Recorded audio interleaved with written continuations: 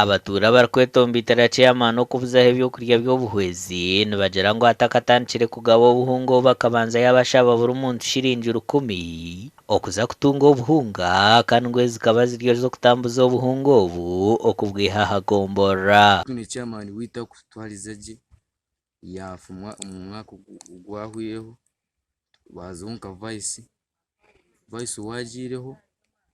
yatwaliza kubi ati tutwine naho kusta kutabaza abwa chairman wabo tine sente turaza weyi yungu zanje kikagenda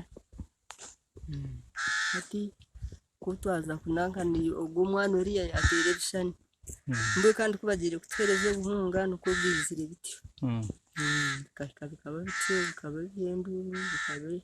mbwene siturabireje chairman ati urampo mutwasi utumutwaro kuntavine na yakunda na makasete ko kutwara umwana yishumiro batonde cyataha ati sitaruro abaturani bongera bajunana chairman ngo bwa nyuma yo kubima obuhunga bwabo obwasigireho hamwe n'ebihimba akabuguza. Abantu bongera bagira ngo bwa nyuma y'ebyo naba bamanyise mukuru w'entebe yakashata habwe gomboreji kandi baraganise kwari kwija kushobora enshongezi ati nawazayo tinora shangeho noni banje tambanji kanza abantu bona mbabinga bagende tera nenkoni akabaine na mama kwa asize ari kututerera abuhunga